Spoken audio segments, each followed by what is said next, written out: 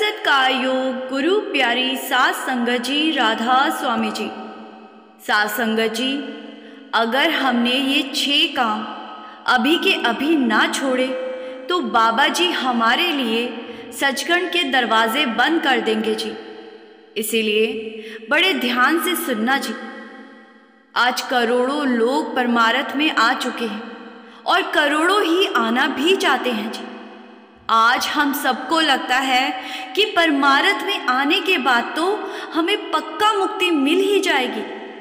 परमार्थ से जुड़ने के बाद दुनिया की कोई ताकत हमें संसार से मुक्त होने से अब रोक नहीं पाएगी, क्योंकि हम परमार्थ का एक हिस्सा बन चुके हैं जी।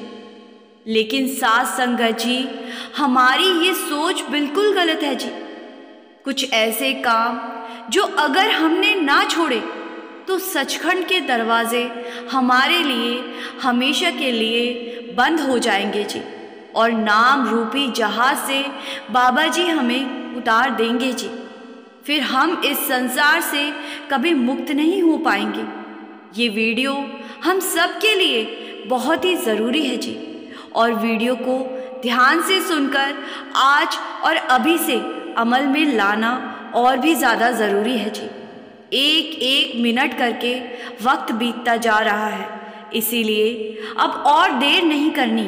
आइए अब आपको बताती हूँ वो कौन से काम हैं जो बाबा जी को बिल्कुल पसंद नहीं, और बाबा जी चेतावनी दे रहे हैं कि ये काम ना छोड़े तो मैं भी कुछ नहीं कर पाऊँगा।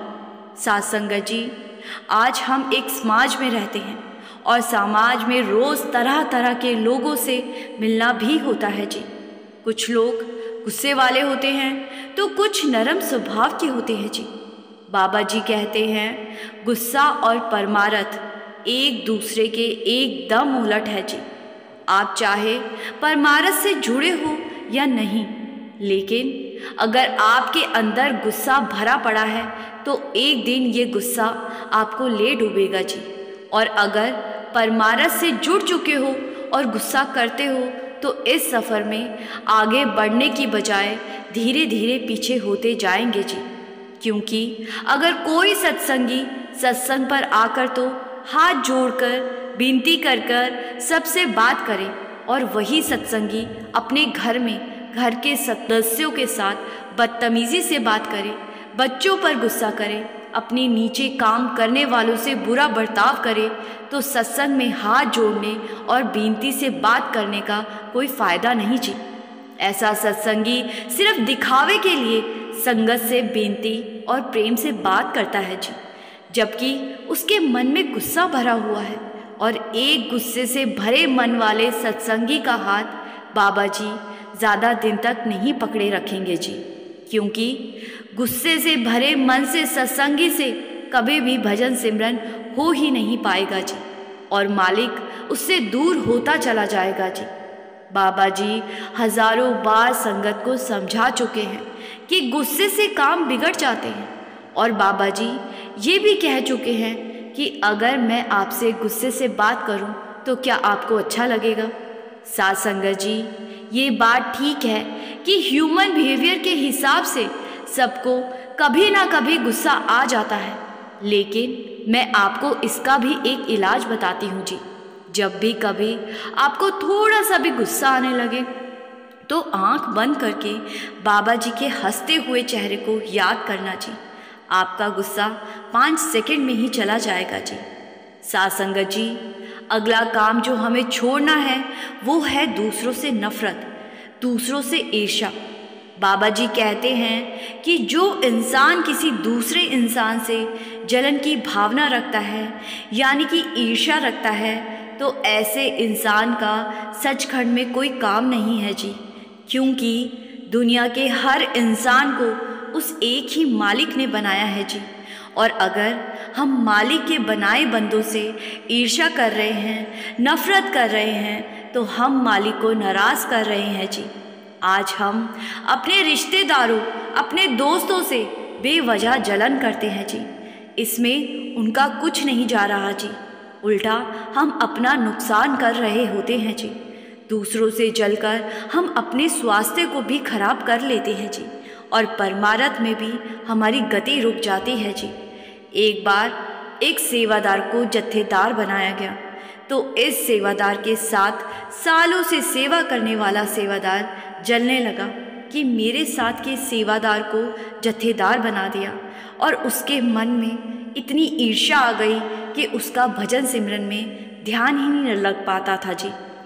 क्योंकि आंख बंद करते ही उसको दिखने लगता कि उसके साथ के सेवादार को जत्थेदार बना दिया गया, और इस जलन से उस भाई को मालिक से कोसों दूर कर दिया। जब समझ आई तब तक वो अपना बहुत नुकसान कर चुका था जी, लेकिन इसमें उसका तो कुछ नहीं गया। जिसको जत्थेदार बनाया गया उस भाई ने तो जत्थेदार बनने के बाद भी बड़ी ही निम्रता से सेवा निभाई जी। साध संगत जी, ये बात तो थी परमार्थ की, लेकिन अगर हम समाज में किसी दूसरे से ईर्ष्या रखेंगे तो एक दिन इसका बहुत बड़ा भुगतान हमें करना होगा जी। इसीलिए दूसरों की तरक्की से हमें जलने की बजाय खुश होना चाहिए जी। इस काम को भी अभी और इसी वक्त से मन से निकाल देना चाहिए। अगर किसी के लिए मन में जलन आ भी जाती है तो फिर से बाबा जी के हंसते हुए स्वरूप को याद कर लेना जी। साध संगत जी, अगला काम है घमंड को छोड़ना। ऐसा कहा जाता है कि मालिक कब किसको भिखारी से राजा बना दे कोई नहीं जानता जी, और कब राजा से भिखारी बना दे ये भी कोई नहीं जानता जी। हम अपने समाज में ऐसे हजारों उदाहरण देख भी चुके हैं जी। लेकिन अगर तरक्की हासिल करने के बाद हम अहंकारी हो गए और दूसरों को नीचा समझने लगे तो फिर हमें अपने दिल से बाबा जी के साथ जाने का ख्याल निकाल देना चाहिए जी। क्योंकि ऐसे इंसान को बाबा जी साथ ले जाना तो दूर बल्कि अपने पास बिठाना भी पसंद नहीं करते जी। देने वाला भी वो है और वापस लेने वाला भी वही है, फिर अहंकार किस बात का जी। एक सत्संगी जब भी सत्संग घर जाता तो अपनी 1 करोड़ की कार को जानबूझकर सबके आगे खड़ा करता और संगत के सामने ऐसे दिखाता कि बाकी सारी संगत तो उसके नौकर के बराबर है। जहाँ भी जाता अहंकार को साथ लेकर जाता जी। फिर मालिक की ऐसी लाठी पड़ी कि भजन सिमरन से तो दूर हुआ ही, साथ में बुढ़ापे में खुद के बच्चों से उसको घर से निकाल दिया। मालिक ने दी हुई सारी दात वापस छीन ली जी, क्योंकि पैसा आने के बाद इससे संभाल नहीं हुई और दूसरे लोगों को और संगत को ये सत्संगी बहुत नीचे दर्जे का समझता था जी। साध संगत जी, इंसान अहंकार सिर्फ पैसे या ओहदे पर ही नहीं करता बल्कि अपने रंग रूप पर भी करता है जी। बहुत सारे इंसान ऐसे हैं जो दिखने में सुंदर है और कम सुंदर दिखने वालों से ठीक से बर्ताव नहीं करते जी, क्योंकि ऐसे लोगों को अपनी सुंदरता पर घमंड होता है जी।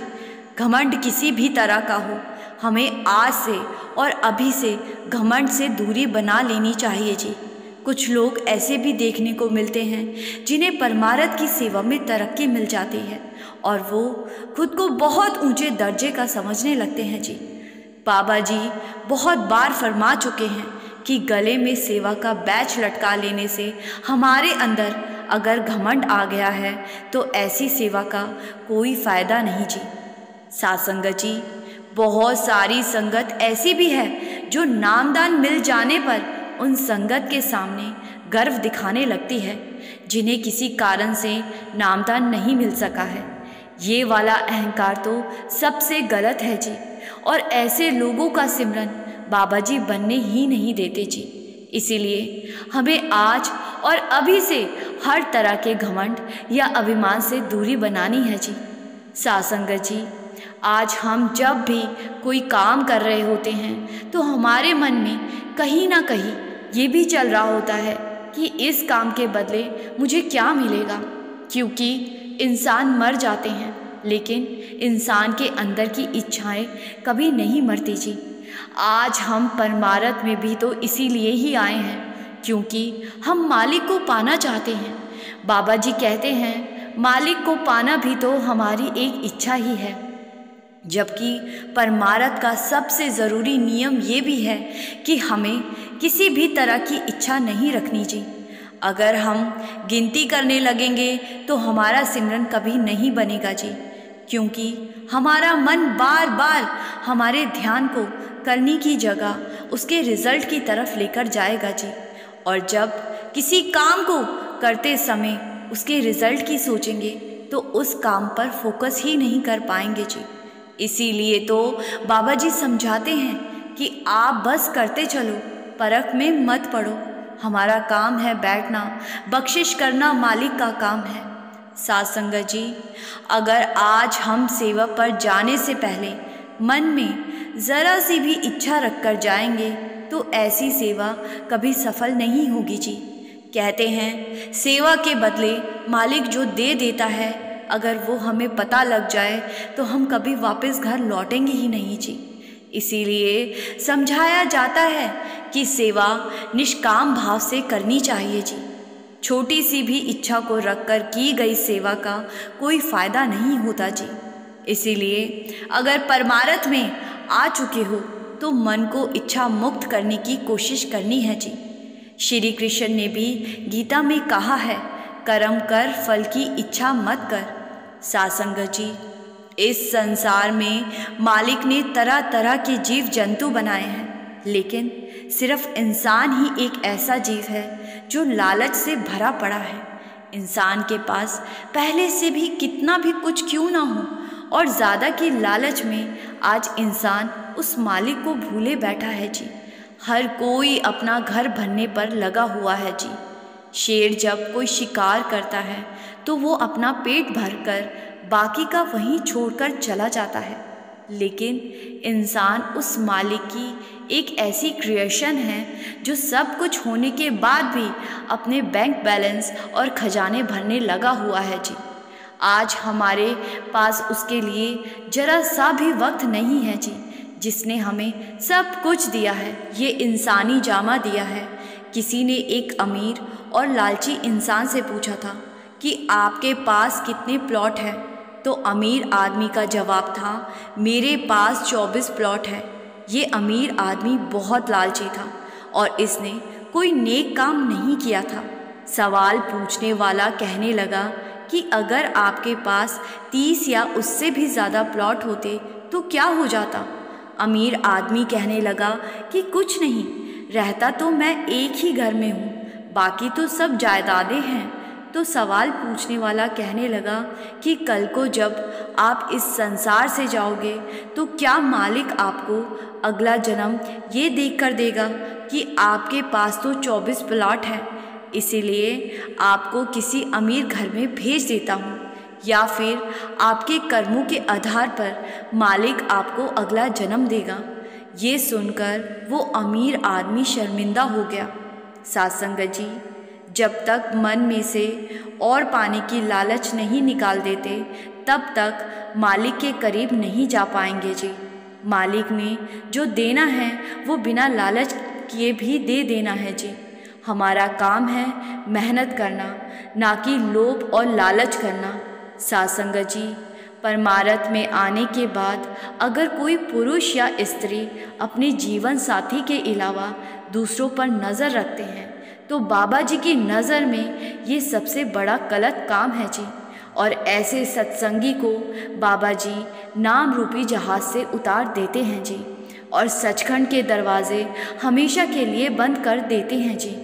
सासंगत जी, अगर आप बाबा जी की उंगली पकड़कर यहाँ से पूरे सम्मान के साथ जाना चाहते हैं तो ऊपर बताए इन सभी कामों को आज नहीं बल्कि अभी से छोड़ दीजिए जी। फिर आपको बाबा जी के साथ जाने से कोई नहीं रोक सकता जी। बाबा जी खुद आपको लेने आएंगे जी। सासंगत जी, ये सारे काम छोड़ना इतना आसान नहीं कि एक पल में हम छोड़ दें, लेकिन इतना मुश्किल भी नहीं कि कोशिश करें और ना छोड़ सकें जी। हमें आज और अभी से इन सभी कामों को छोड़ने की कोशिश शुरू कर देनी चाहिए जी। एक एक करके इन कामों से दूरी बनानी है जी। और जैसे जैसे हम इन कामों से दूर होते जाएंगे वैसे वैसे हम देखेंगे कि हमारा भजन सिमरन होने लगा है जी, और बहुत जल्द हम शब्द धुन तक भी पहुंच जाएंगे जी। इसी के साथ मैं आपसे विदा लेती हूँ जी। संगत जी से मेरी बेनती है जी कि वीडियो को सुन लेने के बाद कमेंट में राधा स्वामी ज़रूर लिखा कीजिए जी। बहुत सारी संगत लिखती भी है, लेकिन बहुत सारी संगत लिखे बिना ही चली जाती है जी। 10 सेकंड निकाल कर कमेंट ज़रूर किया कीजिए जी। आपकी बोली गई राधा स्वामी बाबा जी की सारी संगत तक पहुंचती है जी। और मेरी उन संगत जी से भी बेनती है जी जो पहली बार चैनल पर आई हैं वो सब्सक्राइब किए बिना मत जाइए जी। गुरु प्यारी सास संगत जी, राधा स्वामी जी।